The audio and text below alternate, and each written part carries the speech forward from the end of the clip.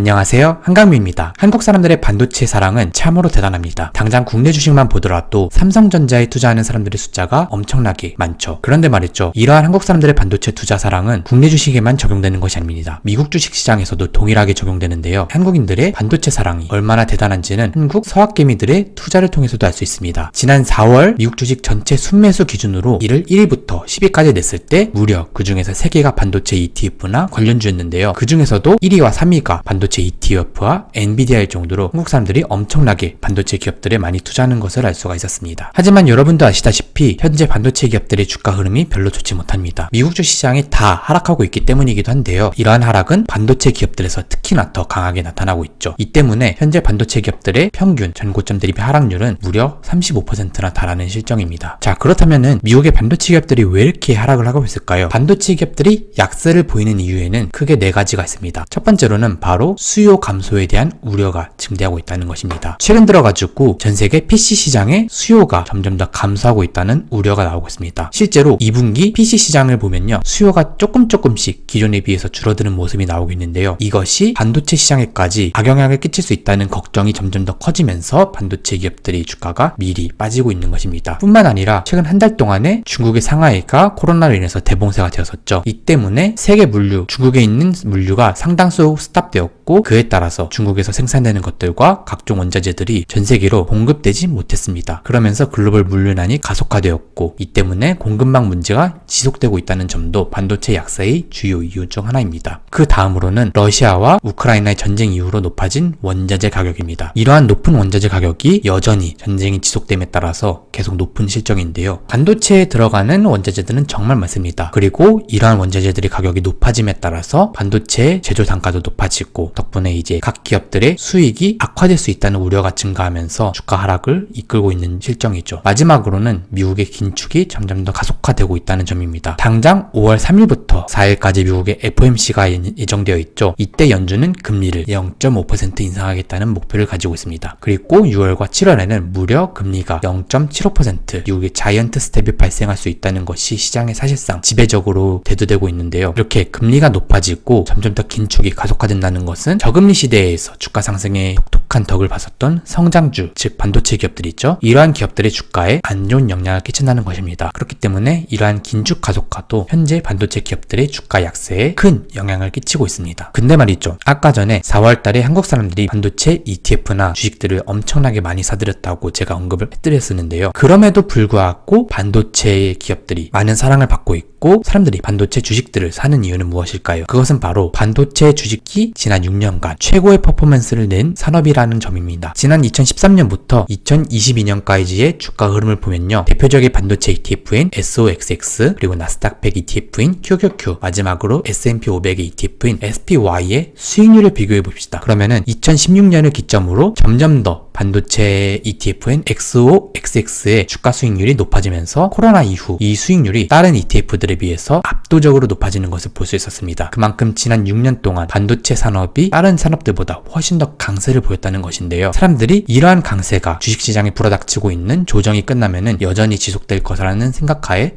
이렇게 반도체 주식들을 많이 사고 있는 것입니다. 자, 모두가 알다시피 앞으로의 10년은 4차 산업의 시대입니다. 자율주행, 인공지능, 메타버스, 그리고 첨단 바이오 산업 등 같이 점점 더 기술혁명이 우리의 곁으로 많이 다가올 거라고 예상이 되고 있는데요. 이러한 기술혁명에 꼭 필요한 것은 바로 반도체입니다. 그렇기 때문에 반도체는 미래의 쌀이라는 말도 심심치 않게 나오고 있죠. 이처럼 앞으로의 10년 동안 반도체가 우리에게 정말로 필요한 존재이기 때문에 반도체 기업들은 앞으로 그 10년 4차 산업의 시간 동안 계속해서 강세를 보일 거라고 보는 게 시장에 있는 지배적인 생각입니다. 그렇기 때문에 반도체 산업에도 결국 돈이 몰릴 수밖에 없고, 이러한 이유는 사람들이 반도체 기업에 여전히 많이 투자하는 이유가 되고 있죠. 자, 그러면 오늘의 메인 주제로 넘어가도록 하겠습니다. 바로 미국의 대표적인 반도체 3개에 대해서 비교를 해보는 것인데요. 현재 미국에 있는 대표적인 반도체 기업들은 정말 많지만 이 중에서도 가장 유명한 3개를 꼽는다고 하자면은 SOXX, SMH, XSD입니다. XOXX는 iShares Semiconductor ETF라는 이름이 있고, SMH는 Manek Semiconductor ETF라는 이름을 가지고 있습니다. 그리고 마지막으로 XSD는 SPDR SMP 세미컨덕터 ETF라는 이름을 가지고 있죠. 그러면 이제 하나씩 이 ETF들에 대해서 자세히 알아보도록 하겠습니다. 우선 첫 번째는 SOXX입니다. SOXX는 2011년 7월 상장된 ETF로 현재 미국에서 가장 대중적이고 한국 사람들에게도 가장 많이 알려져 있는 ETF 중 하나입니다. 미국의 3대 자산 운용사 중 하나인 블랙록이 이 ETF를 운영하고 있으며 현재 이 ETF의 총 운용 자산 규모는 7.3 빌리언, 한국 돈으로 대략 9.3조 원에 달하는 수준이죠. 그리고 이 SOXX는 대표적인 반도체 지수인 ICE 반도체 지수를 추정하고 있다는 특징을 가지고 있습니다. 이 ICE에 대해서 말씀드리자면은 예전에 필라델피아 반도체 지수라는 이름을 가지고 있었던 녀석으로 가장 많이 알려져 있는 대표 반도체 지수 중 하나이죠. SOXX에 대해서 좀 더 자세한 특징들을 말씀드리자면은 우선 첫 번째로는 미국에 상장되어 있는 반도체 기업 30개에 투자한다는 특징을 가지고 있고요. 그리고 수정 시가총액 가중지수를 추적함으로써 이제 시가총액에 따라서 각 기업들의 포트폴리오 비중이 달라지고, 그리고 그 다음 특징으로는 상위 5개 기업의 비중은 최대 8%, 그리고 그 외의 기업들은 최대 4%의 포트폴리오 비중 제한을 가지고 있다는 특징이 있습니다. 또한 시가총액이 최소한 1빌리언, 대략 1.2조 원이 넘는 기업에만 투자한다는 특징이 있고, 마지막으로는 ADR 상장 기업, 즉 해외 기업이지만 미국 시장에 상장되어 있는 기업들에도 투자를 하고 있습니다. SOXX의 운용 수수료는 총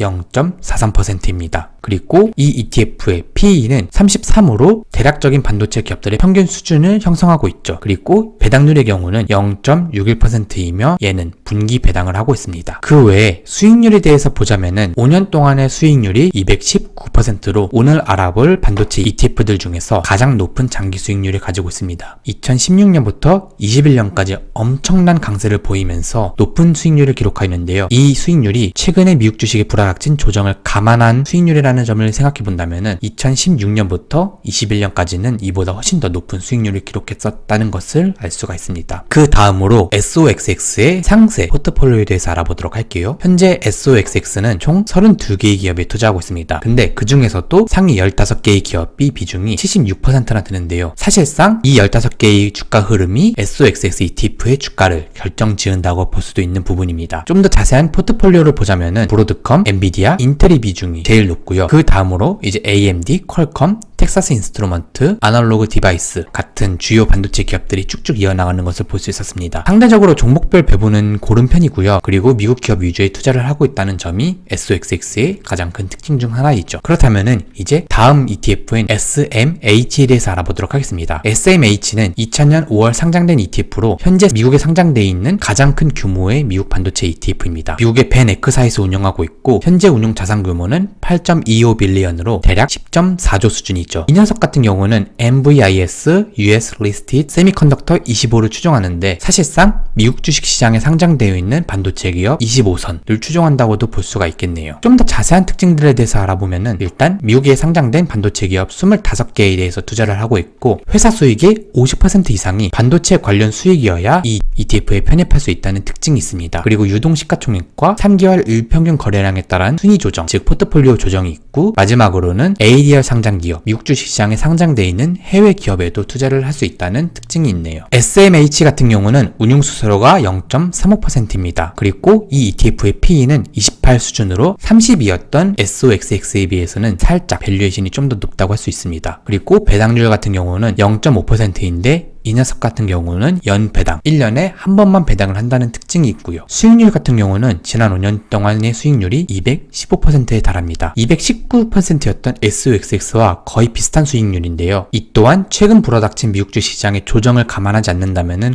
훨씬 더 높은 수익률이 있었을 테고, 연초 이후의 수익률은 마이너스 22%로 상대적으로 좀 낮은 편입니다. 그러면 이제 마지막으로 상세 포트폴리오에 대해서도 알아봐야겠죠? SMH 같은 경우는 총 26개의 기업에 투자하고 있고, 이 중에서 상위 15개의 기업의 비중이 79%입니다. SMH의 가장 큰 특징에 대해서 말씀드리자면요. 파운드리 기업, 그리고 반도체 장비주의 비중이 상대적으로 엄청나게 크다는 점인데요. 우선 파운드리로 가장 유명한 대만의 TSMC의 비중이 10.31%로 가장 크고, 그 외에 반도체 장비주 3대장이라고 불리는 ASML, 램 리서치, 어플라이드 머티리얼 비중이 상대적으로 높은 것을 알 수 있었습니다. 그 외에 텍사스 인스트루먼트, 엔비디아 같은 기업의 비중도 높은 편이고요. 포트폴리오만 봐도 앞서 알아본 XOXX와 확실히 다른 방향성을 가지고 있다는 것을 알아볼 수 있었습니다. 이제 마지막으로 XSD ETF에 대해서 알아보도록 하겠습니다. XSD는 2006년 1월 상장된 ETF로 상대적으로 우리에게는 덜 알려진 반도체 ETF입니다. 3대 자산운용사 중 하나인 스테이트 스트리트에서 운영을 하고 있고, 그리고 현재 운용 자산 규모는 1.1 빌리언, 대략 1.4조 원으로 앞서 알아본 두 개의 ETF들보다는 확실히 운용 자산 규모가 작다는 것을 알 수가 있습니다. 이 녀석의 가장 큰 특징에 대해서 말씀드리자면요, S&P 500에 속해 있는 반도체 기업들을 추종한다는 점인데요. 즉 S&P 500 안에 들어와 있는 반도체 기업들만 투자를 하고 있다라고 말을 할 수가 있겠죠. 자세한 특징에 대해서 좀 더 들어가 볼까요? 일단 XSD 같은 경우는 S&P 500에 속한 반도체 기업에만 투자하고 있다라고 말씀을 드렸죠. 덕분에 오직 미국 국적의 기업에만 투자를 하고 있다는 특징이 있고요. 그리고 분기별 포트폴리오 조정, 마지막으로는 모든 기업의 골고루 투자, 즉 이 안에 들어있는 기업들의 포트폴리오 비중이 사실상 비슷비슷하다는 것을 알 수가 있습니다. 자, XSD 같은 경우는 운용 수수료가 0.35%입니다. 그리고 ETF의 전체적인 PE는 23 수준으로 앞서 알아본 두 개의 ETF들보다는 좀 더 수치가 낮다는 것을 알 수 있습니다. 그만큼 밸류에이션만 따지고 본다면은 좀 더 매력적인 상황이라 할 수 있겠죠. 마지막으로 배당률은 0.21% 수준으로 사실상 배당금을 생각한다면은 이 ETF에는 투자하지 않는 게 좋을 것 같습니다. 자, 이 녀석의 수익률에 대해서 알아보면 5년 동안의 수익률이 202%, 세개 ETF들 중에서 가장 낮은 수익률을 기록하고 있습니다. 반면에 그리고 연초 이후 수익률은 마이너스 27%로 가장 큰 하락폭이 나오고 있죠. 그만큼 높은 수익률만을 놓고 본다면은 이 ETF의 매력도는 상대적으로 앞서 알아본 두 개의 ETF들에 비해서 낮다고 할 수가 있습니다. 이 녀석 같은 경우는 총 41개의 기업에 투자를 하고 있고 상위 15개 기업의 비중이 41%밖에 되지 않습니다. 그만큼 모든 종목에 상대적으로 더 골고루 투자를 하고 있다고 할 수가 있고, 더 큰 특징에 대해서 보자면요, 우량주뿐만 아니라 중소형 기업들에도 많은 투자를 하고 있죠. 시가총액이 13 빌리언을 넘는 우량주의